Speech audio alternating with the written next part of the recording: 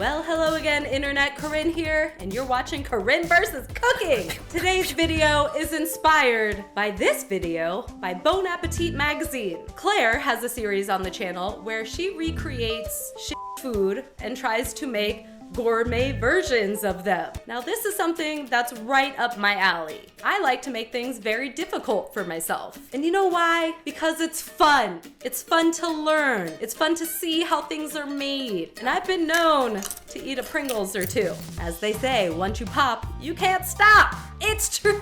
I had planned to start filming this video about 2 days ago, actually, and I've now, since then, had to make 2 trips to the store because I keep eating them all. Exhibit A. This whole 210 calories were gone in about 5 minutes. Let's get started, shall we? Luckily, Claire in the video already had all the missteps we would have faced if we tried to do this on our own. So the first thing we need to do is create a mold so we can achieve the hyperbolic paraboloid. Yes, that's the shape of the Pringle. It's science. The way Claire did this is by using a mesh strainer, cutting it out from its strainer form. P.S. The strainers aren't cheap. We're gonna put a little bit of strain on the bank account. This one was like $15. And I feel really bad about cutting it up, but it's all in the name of YouTube. I got a pretty nice form here, checked it out with the Pringle. Everything looks good. Now we have to make our dough. So she obviously uses the potato flour, and then she says she mixes in some other starches, but she never actually shares the exact measurements she uses. So we're gonna have to wing it a little bit on this one. And I don't know, like the dough is super fucking weird. It's like an alien came down and laid its eggs in this flour, and that's the dough we're trying to use. It's definitely not like pasta dough. It's like frog skin. Yeah, frog skin dough. I don't like it. But remarkably, this first batch of dough seems to be working out pretty well for me. You have to put it through the pasta extruder. Ours is okay. It's not the best thing in the world, to be honest. I feel like my extruder situation is much different than Claire's extruder situation. And for some reason, when I put it in between the silpat and try to roll it through on the thickest setting, it just like mushes all through. It's crazy. But somehow it seems to have given me a layer of dough. And I got my little cutters here. I don't even know what these are normally used for. Like, what the fuck is this thing? Is it for like a panna cotta? Like you want a fancy like gelatin panna cotta? I really don't know. Like, if you have any ideas what this thing is actually used for, please let me know in the comments down below.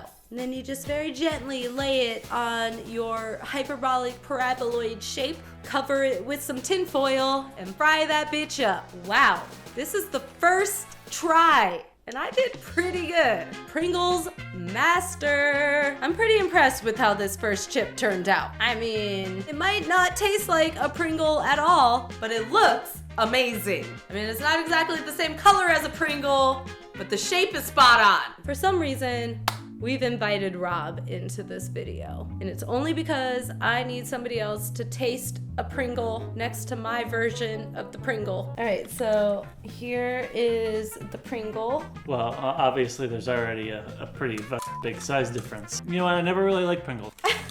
This one was very salty, and this one was very not salty or delicious. What do you mean? Very thick chip. For our next round of chips, I've decided to improve on the dough a little bit. I also realized that I might have forgot to put salt in the last batch, so I made sure to add that this time. I also added more water, so hopefully it won't be as dry and mealy. And yes, this does seem to have a better consistency. And with the help of the roller, chip number 2 came out much thinner. But then I couldn't get it off the wire form, and I broke it a little bit on the side. All Pringles are usually broken on the sides though, and that's the tea. It is a better thinness, but I'm still having problems with the color. Pringles are very uniformly one color and not brown at all on the edges. I'm only frying these things for like 13 seconds and cannot get it right. If I don't fry them enough, they don't crisp up enough and they're all doughy in the middle. I need to find the perfect balance. It's also a super messy job. There's oil everywhere. And I kind of fucked up up my burner. But that's okay, right? Love messing up my brand new stove. And guess what? All the chips that came next had something wrong with them. They're either too brown, or they have a hole in it, or they slipped out of the form while frying and became a flat chip. This unformed chip is actually my favorite because I think you could make a bunch of these pretty easily. Just don't try to have them all be a hyperbolic paraboloid. That's where we're running into some problems. Yeah, so all in all, it took me about 5 hours to make this amount of Pringles shaped potato crisp. And that doesn't seem very reasonable to me. I really wanted this to be worth it, but no. It's much easier to go buy Pringles in a can. This was try number 2. This is gonna be harder to tell what the Pringle is versus the not Pringle. And I'm excited about that. Stop!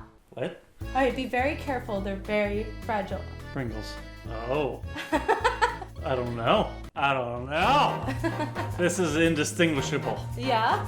It's like a tortilla. That's delicious. Lots of salt.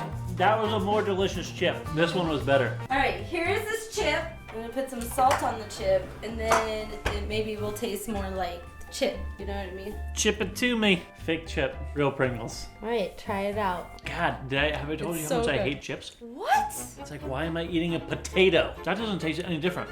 With that's the same salt consistency.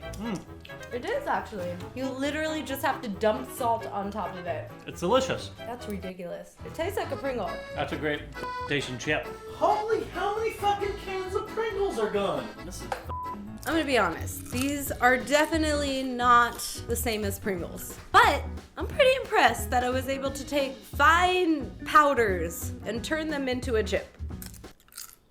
Well, that just about does it for this video. As always, make sure to subscribe, hit that like button, and until next time, bye-bye. Ow. Oh. Oh, she's gonna eat it off the floor, ladies and gentlemen. I have a pretty clean floor. 5-second rule. What do you think? It's not that good.